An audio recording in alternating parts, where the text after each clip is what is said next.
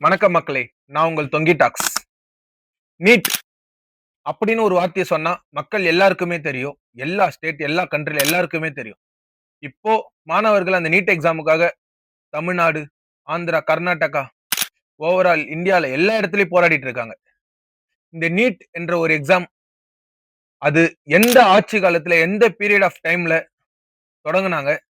எதுக்காக supreme court அந்த NEET எக்ஸாம தடை பண்ணிட்டு திரும்ப எதுக்காக உட்டாங்க? எந்த ஆட்சியில இந்த நீட் எக்ஸாமுக்கு ரொம்ப சப்போர்ட்டிவா இருந்தாங்க? மக்களுக்கு இந்த எல்லா டவுட்டுமே இருக்கும். யாரால நீட் எக்ஸாம் வந்தது? எதுக்காக வந்தது? மெரிட்ன்னு ஒண்ணு இருந்தது. அது என்ன ஆச்சு? இது எல்லாமே மக்களுக்கு கேள்வி அதிகமா இருந்துச்சு. மாணவர்கள் இப்ப அவ்ளோ கஷ்டப்பட்டுன்னு இருக்காங்க இந்த நீட் எக்ஸாம்னால. தமிழக முதல்வர் விஜயண்ணா உங்களுக்கும் ஒரே ஒரு விஷயம். மாணவர்களுக்கு நல்லத மட்டுமே தான் நாங்க பண்ணுவோம்ன்னு சொன்ன இடத்துல குரல் கொடுங்க. இந்த நீட் எக்ஸாம் எதிர்த்து குரல் கொடுங்க. ஜல்லிக்கட்டுன்னு ஒரு விஷயத்த வச்சு மாணவர்கள் எவ்ளோ மாத்துனாங்க.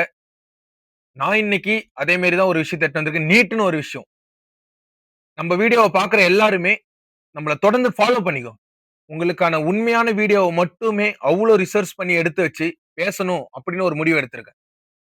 இந்த நீட் எக்ஸாம பத்தி மக்களுக்கு எல்லாத்துக்குமே உண்மைய மட்டும் சொல்லணும். எந்த பீரியட் ஆஃப் டைம்ல வந்ததுன்னு அது எல்லாமே மக்கள் தெரிஞ்சுக்கணும். இந்த நீட் எக்ஸாம்ல என்னென்ன விளைவுகள் இருக்கு? அது எல்லாமே மக்கள் தெரிஞ்சுக்கணுன்ற ஒரே நோக்கத்தோட இந்த விஷயத்த எடுத்துட்டு வந்து பேச வந்திருக்கேன். எவ்வளவு விஷயம் இருக்கு. எத பத்தியுமே பேசலாமாடா? அப்படின்னு நீங்க கேட்கலாம். மாணவர்கள் இப்போ அவ்ளோ கஷ்டப்பட்டு அடி வாங்கி எவ்ளோ வலிகள பொறுத்துக்குன்னு போராடிட்டு இருக்காங்க. அவங்களுக்காக எட்டுன்னு வந்திருக்கோம். நம்மளோட டச்‌லே இருங்க மக்களே.